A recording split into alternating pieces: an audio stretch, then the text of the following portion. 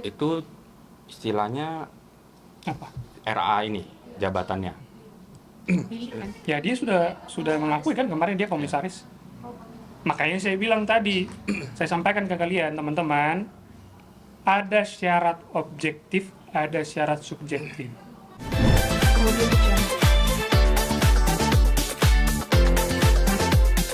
Nah, oke. Saya jawab juga ya. Etikat baik itu bukan janji palsu. Kalau saya berada di posisi itu, etikat baik yang saya lakukan adalah saya akan membawa uang tunai sebesar seberapa aja, misalnya 10 juta atau 20 juta. Saya sampaikan kepada orang bermasalah hukum dengan saya, Pak, ini ada uang saya 20 juta atau 10 juta. Tolong berikan saya waktu, sisanya akan saya berikan. Atau saya punya barang apa nih yang bisa saya berikan kepada orang yang bermasalah hukum dengan saya. Sehingga orang yang bermasalah hukum dengan saya itu memberikan kesempatan gitu loh. Ini kan nggak ada.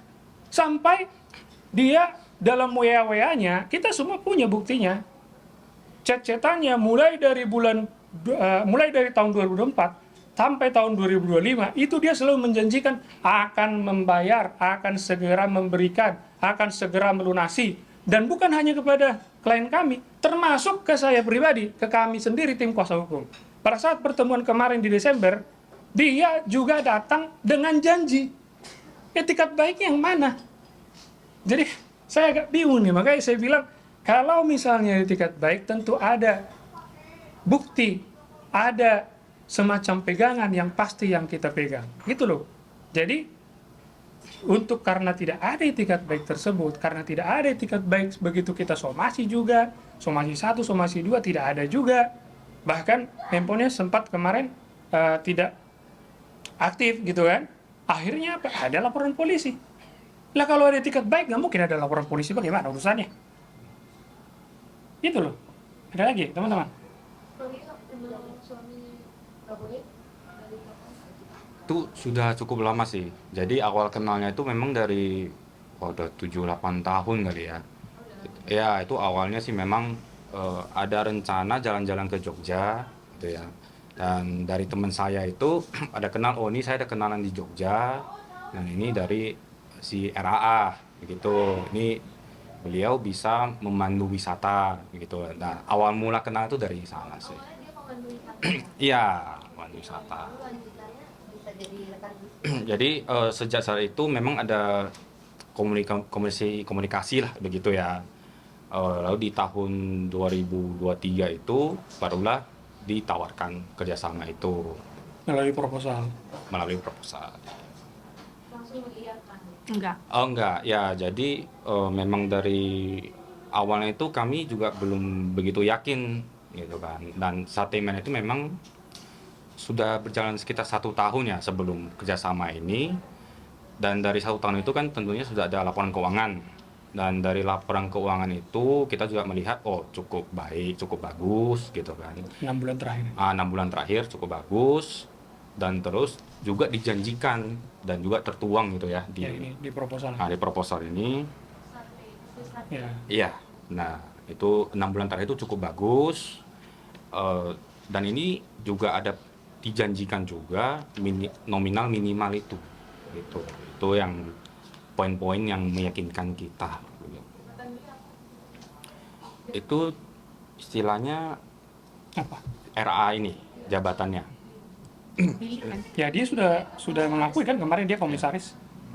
Makanya saya bilang tadi, saya sampaikan ke kalian teman-teman, ada syarat objektif, ada syarat subjektif.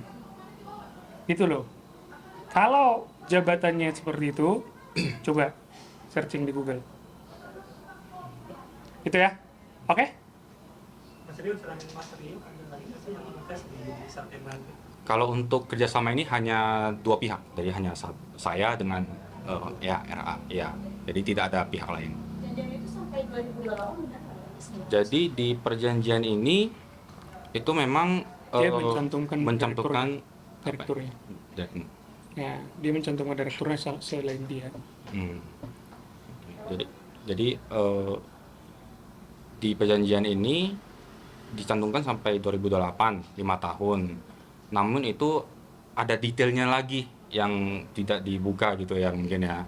Nah detail itu ya 200 juta pertama itu dari investor memberikan dana itu dengan durasi 2 tahun, di mana sampai 2025 ini. Dan kita diberikan kesempatan untuk evaluasi. Kalau evaluasi kami baik, kita diberikan kesempatan lagi perpanjangan sampai 2028 dengan catatan kita harus mendrop dana lagi begitu. 200 juta pertama itu langsung 200 juta untuk 2 tahun, baru tertulis juga harus drop dana lagi untuk 3 tahun selanjutnya. Iya. Begitu ya. Itu 4 kali transfer ya kalau tidak salah ya.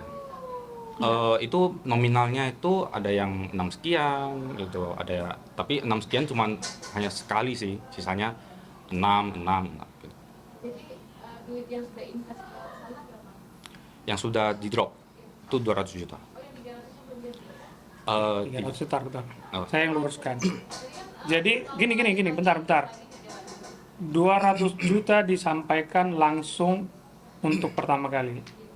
200 juta ini di dalam janji-janjinya RA ini ada nilai nominal 6 juta per bulan. 24 bulan, kalau 2 tahun kontraknya 24 bulan kali 6 juta berapa? 100 juta sekian. Tambah 200 juta berapa? 300 juta. Jadi dikurangi yang dia sampaikan, berarti kan 300 juta kurang lebih. Kan saya selalu bilang, total nilai kerugian kalau kita ngambil minimalnya 300 juta kurang lebih. Tapi kalau kita ngambil maksimalnya, dia kan minimal 6 juta. Maksimalnya 10 juta sampai 15 juta. Kita ambil 10 jutanya di maksimalnya. Berarti 24 bulan kali 10 juta, 240 juta. Ditambah nilai investasi 200 juta, berarti 400 juta, 440 juta. Ya kan? Dikurang uang yang sudah diberikan. Berarti kurang lebih 400 juta. Makanya teman-teman kemarin bertanya, berapa kali ditanya saya sama teman-teman, dari awal juga, nilai investasinya memang 200 juta. Tapi kalau total keseluruhan kerugiannya, itu bisa kita kalikan secara gamblang. Gitu loh, secara gampang menggalikan itu. Ya, sampai tahun 2025, 2 sampai tahun. kontrak 2 tahun. Jadi nggak ada yang kabur di situ. Apanya yang kabur? Itu kan jelas. Makanya saya selalu bilang, saya berterima kasih kalau seorang kuasa hukum mengatakan itu. Saya meminta dengan hukum bahwa sampaikanlah di mana, di pasal berapa ayat yang mengatakan, atau dia mengartikan pasal itu, atau apalah bahasanya itu ya, untung sama untung, rugi sama rugi. Kalau tidak ada profit, tidak ada pembagian. Di mana pasal itu? Karena kami juga punya yang ditunjukkan kemarin, dan ini sudah kami jadikan juga bukti. Kami juga menyampaikan ini sebagai alat bukti. Kan di setiap konferensi kemarin juga di Polda Metro Jaya, ini kami juga sampaikan menjadi bukti. Di samping proposal, ada bukti transfer, ada juga bukti perjanjian. Begitu kira-kira ya.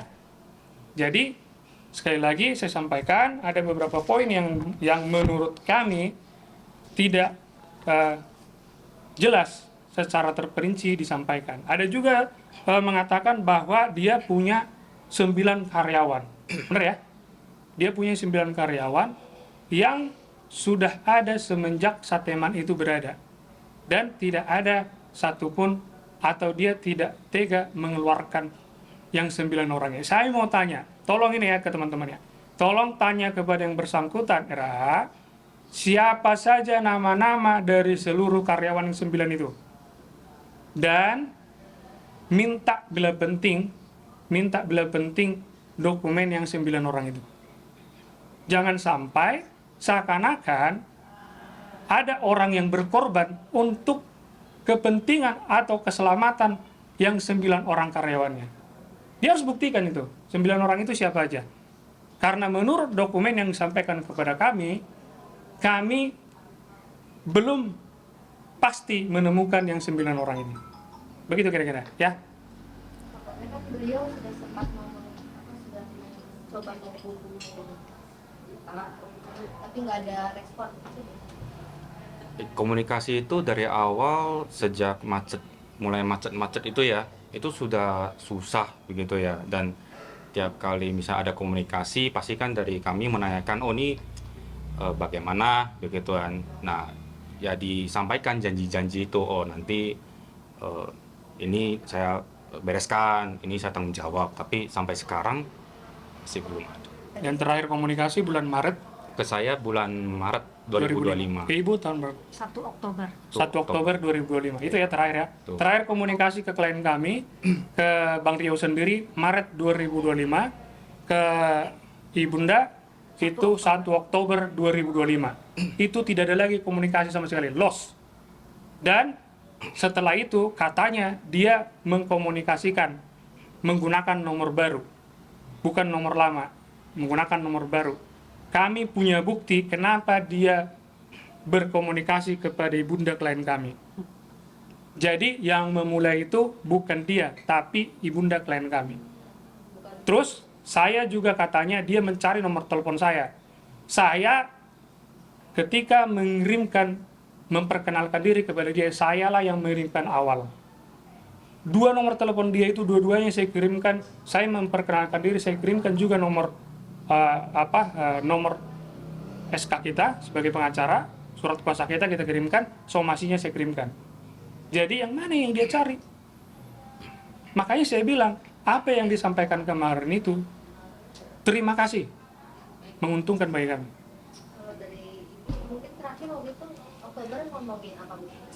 Di telepon udah nggak bisa masuk, di WA udah nggak bisa masuk. Berulang kali telepon. Iya, karena dari bulan 7 karena bulan 8 kan jatuh tempo ya. Bulan 7 itu saya kan ada ke Jogja. Saya ada ke Satemen, makan juga di sana, saya juga bayar. Kemudian